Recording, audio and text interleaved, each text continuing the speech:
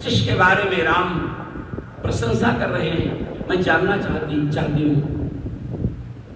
राम जी ने कहा, मैं जानना चाहती हूँ। सच यही है, कंद मूल फल सुरस अति, दिए राम कहूँ आनी, प्रेम सहित प्रभु खाए बारंबार बखानी। शबरी के द्वारा दिए गए फल में जब भगवान ग्रहण करते तो नारायण बार बार प्रशंसा करते, शबरी एक फल और देना, कितने मीठे फल है, कहां से लेकर के आई हो तुम, एक और देना, एक और देना, बार बार प्रशंसा करते और ग्रहण करते जाते हैं। यही स्थिति आपको कथा का स्मरण होगा। शांत दूत बनकर के, भागवत में भी कथा है, महाभारत में भी, जब भगवान श्री कृष्ण को धर्मराज युधिष्ठिर ने भेजा दुर्योधन को समझाने के लिए, और दुर्योधन जब गया, कृष्ण का आगमन हो रहा है, दुर्योधन ने स्वागत की बड़ी तैयारी की, जानत प्रीति रीति रघुराई, सबसे ऊंची प्रेम सगाई। बड़ा स्वागत की बड़ी तैयारी किया नारायण। भगवान पधारे, दुर्योधन ने स्वागत कर भीतर ले जाकर के सुवर्ण के सिंहासन पर कहा, विराजमान होइए। स्वयं बैठ गया। भगवान ने कहा, दुर्योधन, आज मैं तुम्हारा रिश्तेदार बनकर नहीं, आज मैं एक शांति दूत बनकर आया हूं, और दूत को स्वामी के साथ बैठने का अधिकार नहीं होता, ये नीति है। मैं आपके साथ नहीं बैठ सकता। हम जो बात कहने आए हैं उसे मैं कहने के बाद फिर आपकी बात मैं मानूंगा। दुर्योधन ने कहा, कहना क्या चाहते हो? कन्हैया ने कहा, दुर्योधन, ये पांडव भी तुम्हारे भाई हैं। हम केवल इतना कहना चाहते हैं, ये जो विशाल युद्ध की तैयारी हो चुकी है, ये विशाल रक्तपात समाप्त हो जाए। युद्ध होने पर लाखों नारियों के मांग का सिंदूर समाप्त हो जाएगा, लाखों बहनों के भाई की कलाई सूनी रह जाएगी, हाथ समाप्त हो जाएंगे, हजारों लाखों माताओं की गोद सूनी हो जाएगी। दुर्योधन, ये युद्ध टल जाए, इसलिए एक प्रस्ताव लेकर आए हैं। पांडव तुम्हारे भाई हैं, तुम सारा राज्य लेकर के पांडवों को जीने के लिए मात्र 5 गांव दे दो, बस, इसके अतिरिक्त और कुछ नहीं चाहिए, और इनको भी जीवन जीने दो। इतना सुनना नहीं था। दुर्योधन उठ गया, तलवार निकाला, म्यान से खींचा और कहा, कृष्ण, अगर तुम मेरे संबंधी ना होते तो अब तक तुम्हारा सिर में काट कर जमीन में फेंक चुका होता। तुम 5 गांव देने की बात कर रहे हो? अरे सूच्याग्रन्न दास्यामि विना युद्धेन केशव, हे केशव, सुई के नोक के बराबर भी बिना युद्ध को मैं पांडवों को कुछ नहीं दे सकता, इसलिए युद्ध अवश्यंभावी है। भगवान कृष्ण मुस्कुराए, मैं जानता था तुम यही कहोगे।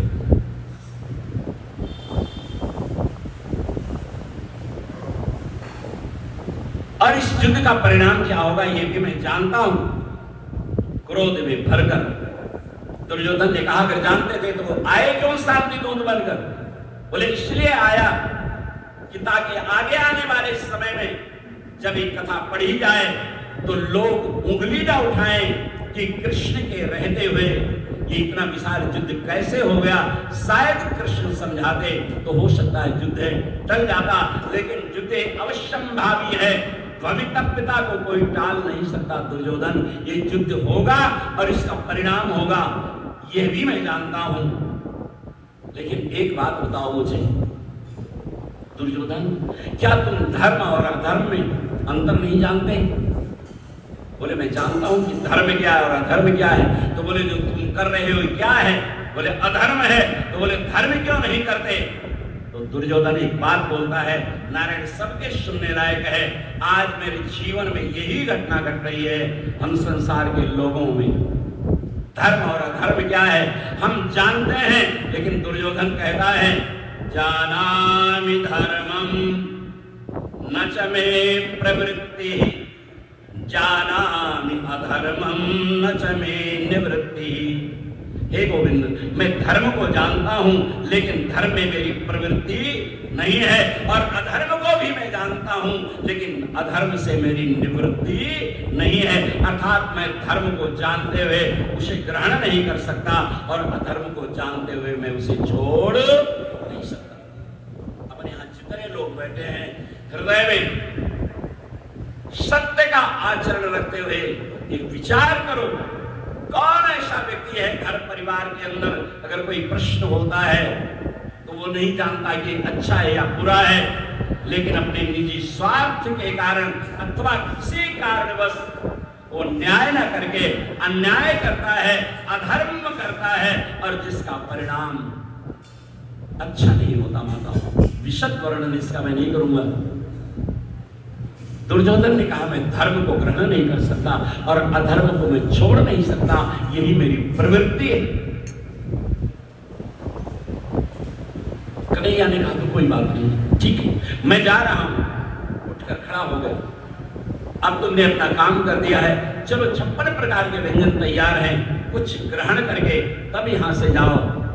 गोविंद ने बड़ी अच्छी बात कही है, कहा दुर्योधन जहां मैं वहां मैं नहीं, जहां मैं वहां मैं नहीं, अर्थात जहां मैं अर्थात अहंकार होता है वहां मेरा निवास कभी नहीं होता। जीवन में विचार करो, ये घर मेरा है, ये मकान मेरा है, ये दुकान मेरी है, अमुक मेरा अमुक मेरा अमुक मेरा है, सब में मेरा ही जो मैंपन है नारायण, यही मुझे अधर्म की तरफ प्रेरित करता है। जिस दिन मेरे अंदर ये भाव हो जाए ये मेरा नहीं, हे परमात्मा ये सब तेरा है, तेरी कृपा का परिणाम है, मैं तो सेवा के लिए आपकी सेवा के लिए मैं नियुक्त हूं, मैं मालिक नहीं, मैं इस बगीचे का माली बनकर के इसकी सेवा कर रहा हूं। मालिक तू है, तू जैसा चाहता मैं वैसे करने को तैयार हूं। ये घर भी आपका है, सारा संसार भी आपका है, मैं भी आपका हूं और आपके बिना एक क्षण नहीं रह सकता। ये भाव शरणागति का मेरे जीवन में आ जाए तो समझ लेना मेरे भक्ति का श्री गणेश हुआ है।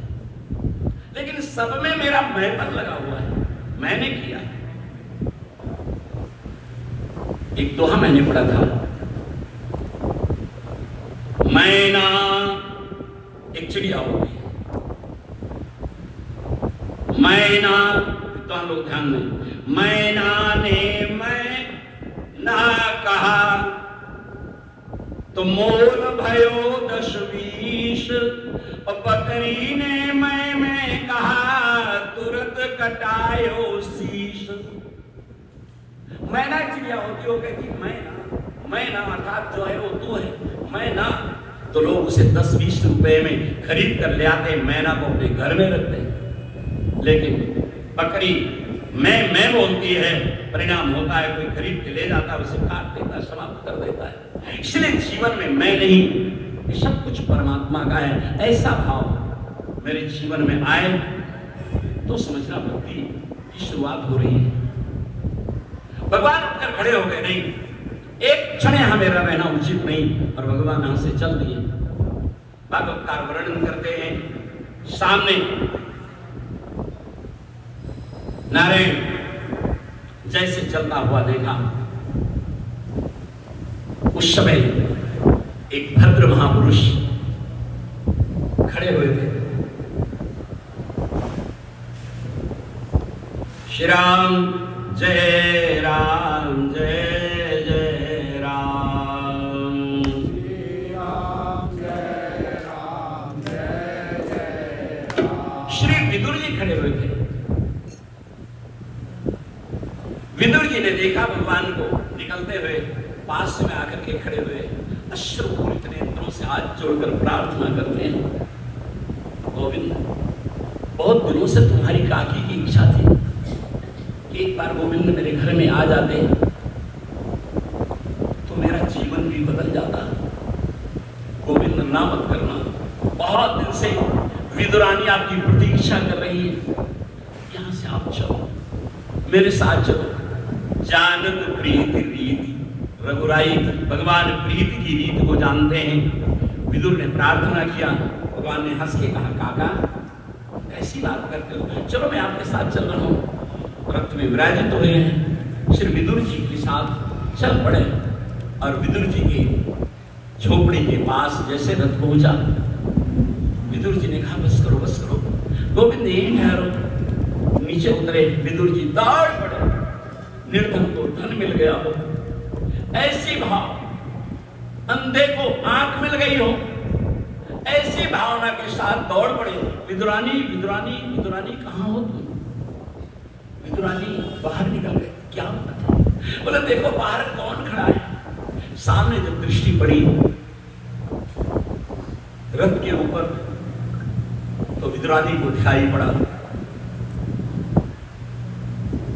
वंशी विभूषित करा नवनीरदाभार पीतांबराधरुण बिंब फलाधरोष्ठात् पूर्णेन्दु सुंदर मुखादरविंद्र नेत्रात् कृष्णात् परम किमपि त्वमहं न जाने। हिंदी में इसके अर्थ को अगर करें तो एक लाइन में बिहारी जी ने लिखा, कैसा है भगवान का दिव्य मंगल में स्वरूप, कैसी है छवि, कैसी है? बोले मोर कटिकाचनी उर्वैजंती माल अश्वानिक मोमन वसो सदा बिहारी लाल। श्री के ऊपर मोर का मुकुट विराजमान है, गले में वैजंती की माला है, पीतांबर शरीर में शोभित हो रहा है, हाथ में बांसुरी विद्यमान है। श्री ठाकुर जी की काली काली उग्रानी अलकावलियां उनके कानों का चुंबन कर रही हैं, कानों में दिव्य मुद्राकृत कुंडल विद्यमान है, मस्तक में दिव्य गोरोचन का तिलक विद्यमान है। ऐसे दिव्य भव्य रूप को देख करके दौड़ पड़ी, हाथ पकड़ करके रथ से नीचे उतारा, लेकर झोपड़ी में गई, आसन बिछाया है, ठाकुर जी विराजित हो गए और पहुंचते ही और कुछ नहीं, पीतांबर को अपने पेटों से अलग किया, काकी भूख बहुत लगी है, कुछ ग्रहण करो। जानत प्रीति रीति रघुराई, दुर्योधन के यहाँ 56 प्रकार का व्यंजन का त्याग किया और विदुर जी के यहाँ पहुंच करके वही परमात्मा हृदय के प्रेम को, भाव को देखते हैं, मुझे कुछ ग्रहण कराओ। कहीं कहीं कथा आती है साग विदुर घन खाई, और कहीं कहीं केले का भी वर्णन आता है। सुंदर केले ले आकर के छिलके उतारा और इतना भाव विवल हो गई, छिलके नीचे डाल दी और केले को नीचे डाल दी और छिलके भगवान के सामने रख दी। ठाकुर जी ग्रहण कर दे, ताकि बहुत मीठे केले, एक और देना, एक और देना, एक और देना। जीव जब गलती करता है तो परमात्मा उसे एक बार समझाने का जरूर प्रयास करता है, समझ में आए तो ठीक, नहीं तो परिणाम भोगने को तैयार रहता है। अंतिम केला जब बच गया तो छिलकों को लेकर कहा, काकी मेरा पेट भर गया, अब ये ले तू प्रसाद खा ले। और जैसे छिलका हाथ में आया, नीचे दृष्टि गई, सारा केला नीचे पड़ा, छिलका सारा गायब। पपक पपक कर रोने लगी है विदुरानी, करे यह तूने क्या किया? छिलके तू खाता गया और मैं पगली बनकर केले नीचे डालती गई। गोविंद उठे हैं, हाथ पकड़ लिया विदुरानी का, काकी तुम्हारे द्वारा दिए गए जो छिलके हैं ना, इसमें इतना स्वाद था, इतना स्वाद था कि मुझे पता ही नहीं चला कि मैं क्या ग्रहण कर रहा हूं, बहुत अच्छा था। जानत प्रीति रीति रघुराई, आज यही भाव जिस परमात्मा ने विदुर के घर में जाकर के साग अथवा खेले खा करके संतुष्ट होते हैं, दुर्योधन के महल से निकलकर 56 प्रकार का व्यंजन त्याग दिया जिस परमात्मा ने, केवल एक कारण, दुर्योधन की आग्रह में अहम था, प्रेम नहीं था, इसलिए परमात्मा ने उसका त्याग किया। विदुर जी के आग्रह में प्रेम था, इसलिए परमात्मा ने उसे स्वीकार किया। लक्ष्मण ने कहा है, मां जानना चाहती हो? गुरु माता अरुंधति जब भोजन करवाती थी तो उनके अंदर भाव होता था कि राम मेरे शिष्य हैं और मैं अपने शिष्य को भोजन करा रही हूं। और ससुराल